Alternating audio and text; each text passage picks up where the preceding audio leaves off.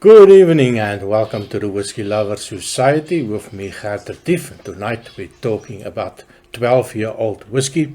Doesn't matter from which country.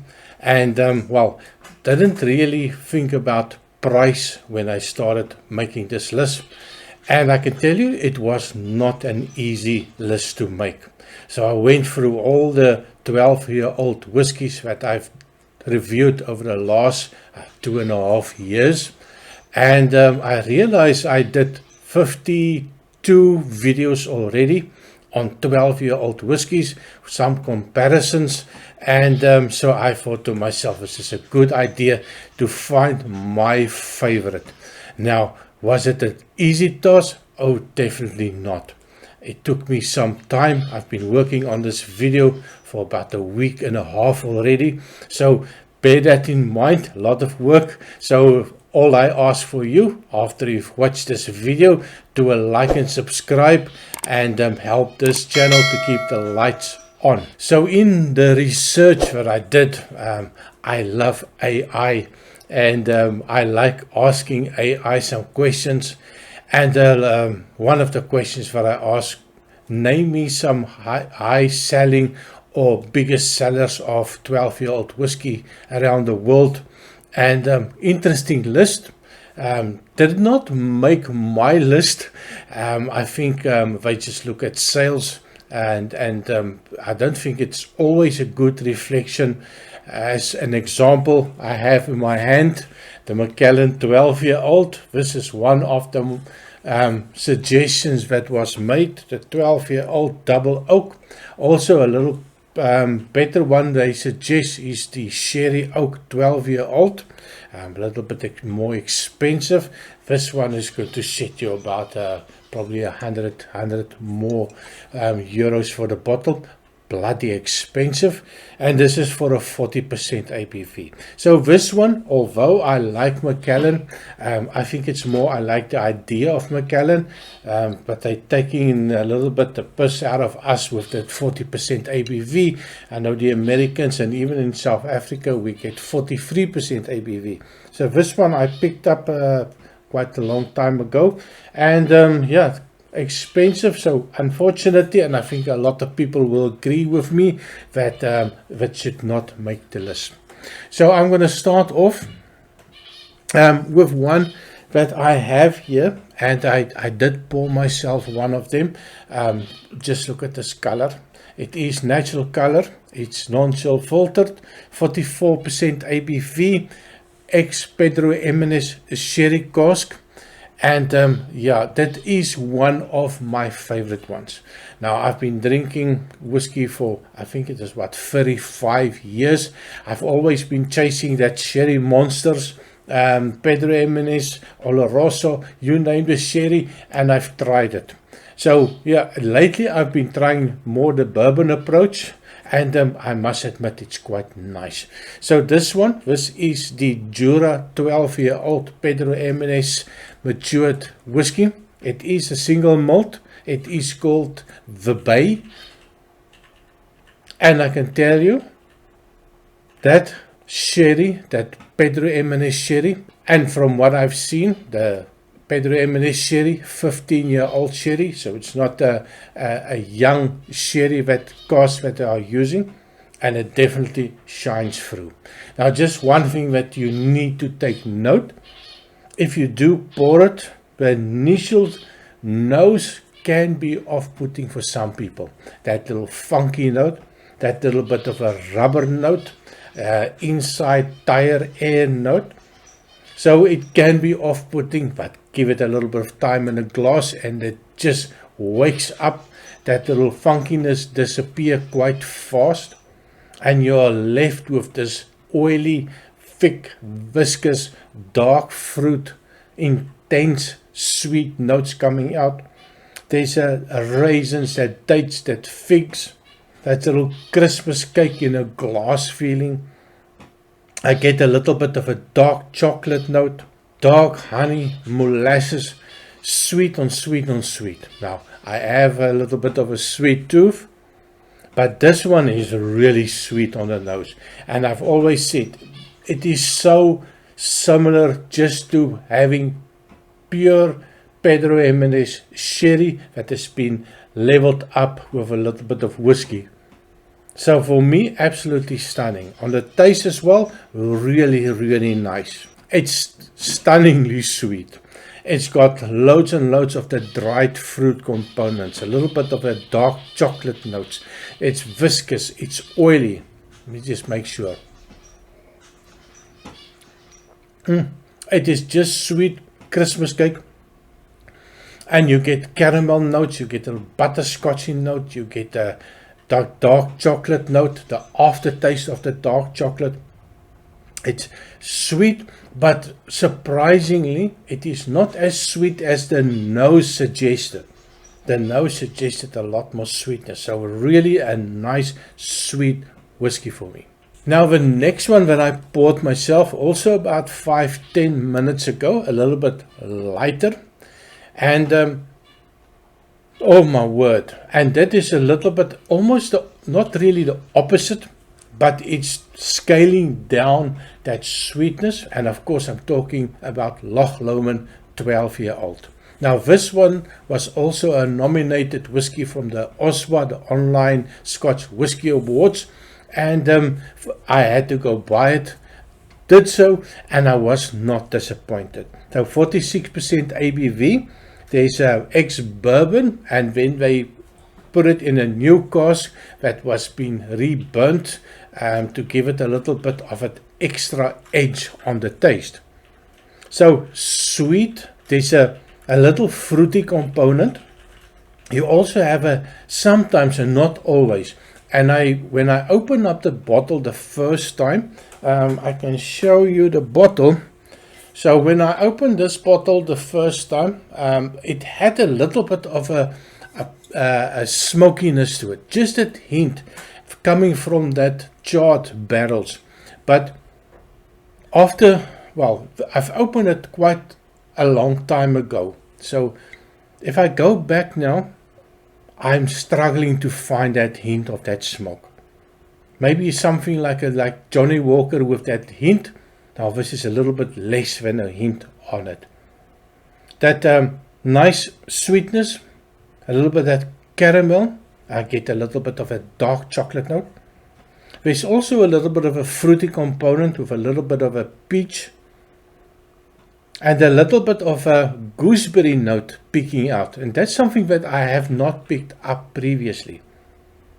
Of course, with time, a little bit of a oxidization. I think there's definitely some changes taking place. And I think this one changes that really makes it a little bit better for me. But it is lovely on the nose. So on the taste, cheers. You get that raisins, dates, that fig, caramel, a little bit of it fruity, maybe a toffee apple type of note. There's almost no tannins, no bitter notes coming through. There's a hint of a chocolate note. It's a nice sweet, let me just make sure. That alcohol level is just perfect. Creates a little bit of a warm mouthfeel. And then you are just left with no tannins, just a sweetness, a lovely light sweetness coming out. Really a dangerous one, this. The next one on my list is a little bit of a controversial one. And I had two options because I like Japanese whiskey. And I went through my list of whiskeys that I enjoy, the 12-year-olds. And I saw the one that I really liked. And that is the Nika Yoshi 12-year-old. Now, I was super excited. I got a sample of this one. I tried it and I thought to myself, I'm buying. I don't care if they charge me 100 or 120 euros for this bottle. I'm definitely going to buy it. Went online, hum-ho, gonna buy, credit card ready. 750 euro for this bottle. No way in hell I'm going to pay 750 euros for a whiskey. So I put that idea aside But when I saw this thumbnail, I got all excited again, and you see the thumbnail now. Yeah, not going to happen. So I had to change a little bit. And I thought to myself, what is the next one that I really like? Now, I bought the younger brother. I think it's over here. So I did buy the younger brother, the Yamazaki. This is the single malt Japanese whiskey, distiller's edition, no age statement, 43% ABV. So this is one that I ended up buying. The older brother, the 12-year-old Yamazaki, I can tell you that is just as fantastic. And it's so much the way that I like my whiskey now. Now, unfortunately, also not cheap. The last time I checked was about between 120 up to 160, quite a long time ago. So I can only presume it's going to be difficult to find it. And once you find it, it's going to be on a secondary market, or maybe an obscure little shop in the middle of nowhere that bought it years ago and it's still there. If you can find it at a good price, buy it. So it is 43% ABV. It is a Japanese whiskey, and it's mature in ex-American oak cask, Oloroso sherry cask, and then they also have a Mizunara cask that they are using for the maturation. It is bloody expensive for a 12-year-old, but I can tell you I'm hooked, and if I can find a bargain, I will definitely pick this one up. Now, they are definitely not ticking any boxes. There is still filtration. They definitely add some color to it, but I don't care. Once I looked past that initial thought, maybe a bit low on the ABV, color, yeah, maybe not, until I tasted it. It is stunning. It's sweet. It's like sultanas, white sultanas, that sweet white sultanas. It reminds me so much of a dessert wine, a nice dessert wine from South Africa. That lightness, that zestiness, that sweetness, that thickness, that little bit of a oily viscosity to it. I did like that. There's a nice vanilla note.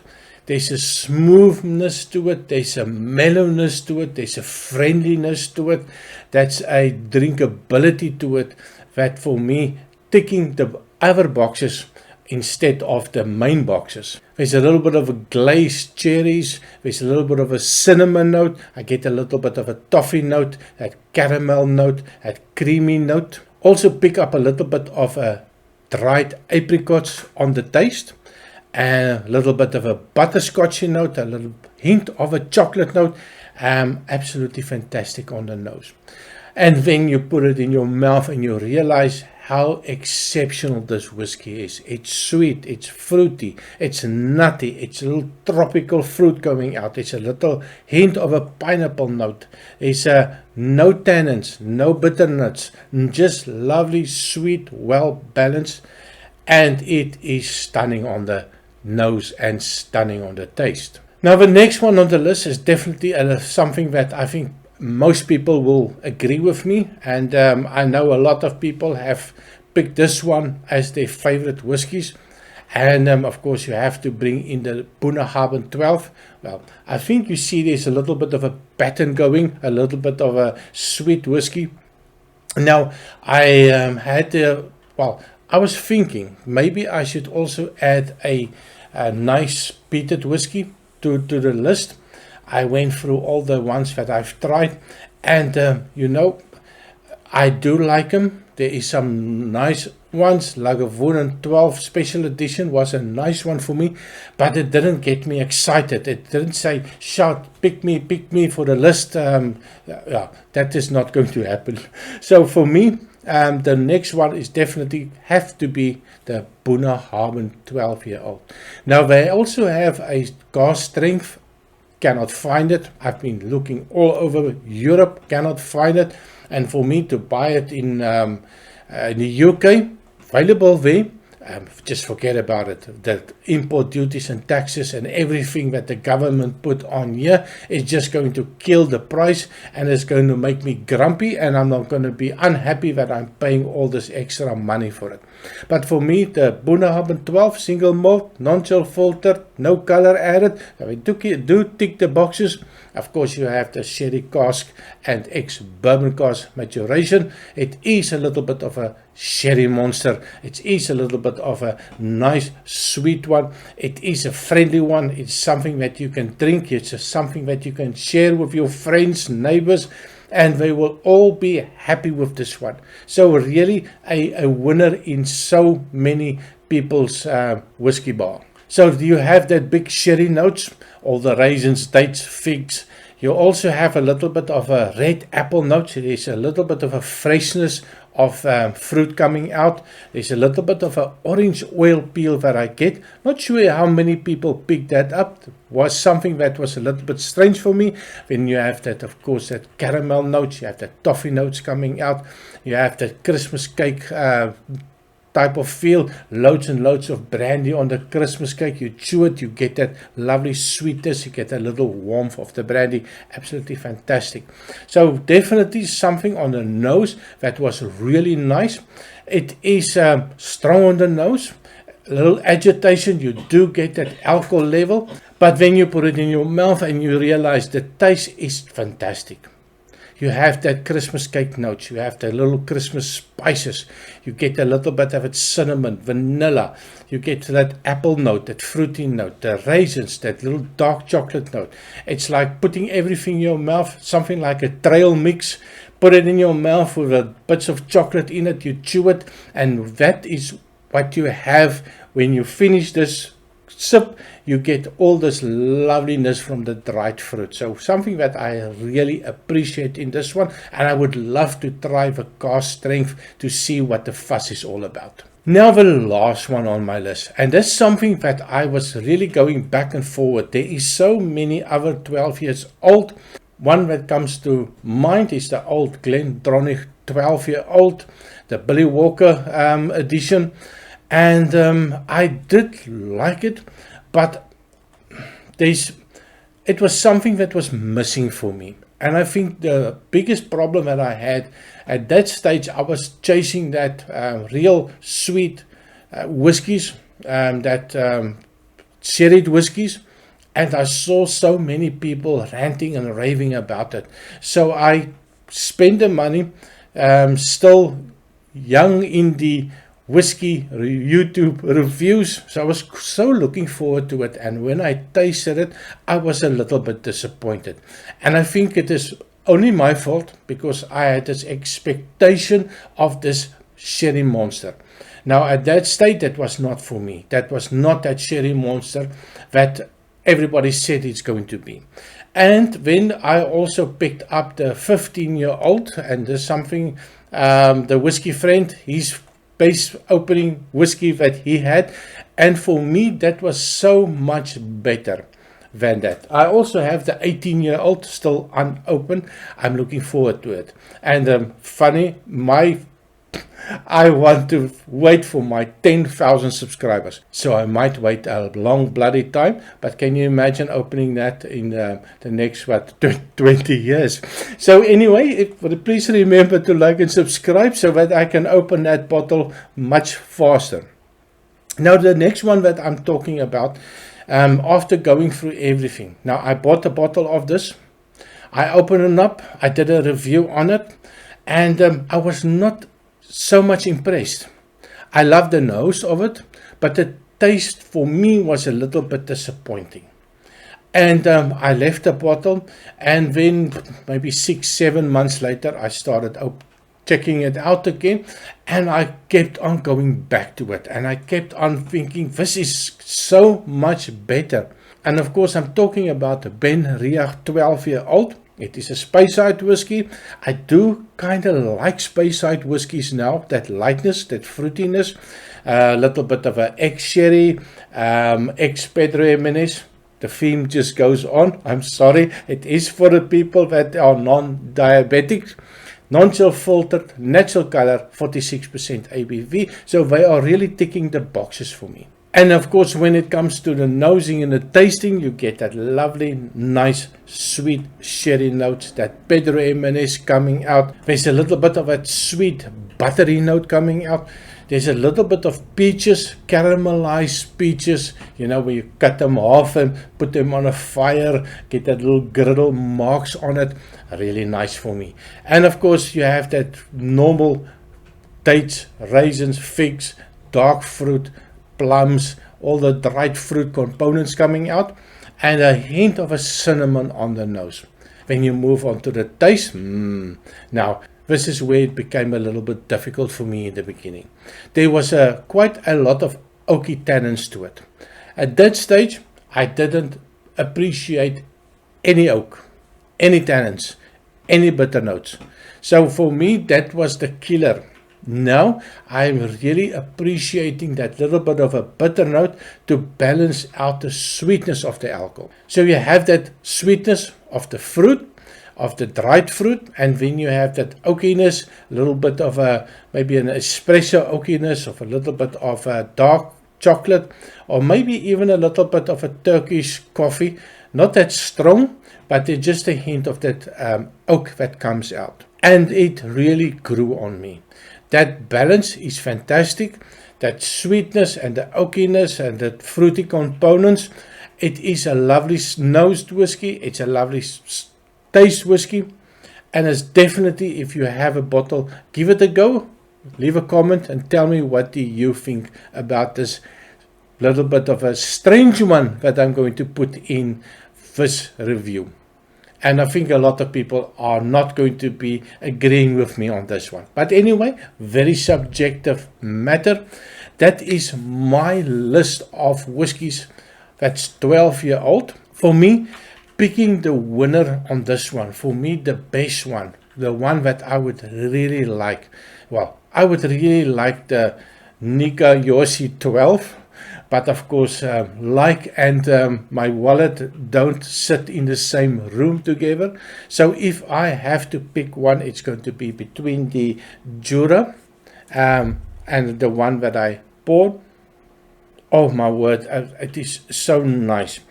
But if I had the money and I could buy anything, I would go for the Yamazaki 12-year-old. I think it's a fantastic one, and close to this one, I think 80-90 euros for the Jura. Oh, and now it is so nice. So that's me, undecided between the Jura and the Yamazaki 12. And I really appreciate all of my subscribers.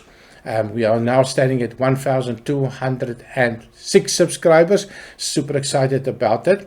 Please remember to like and subscribe. Also, I have a Patreon account for the people that want to donate for children in South Africa.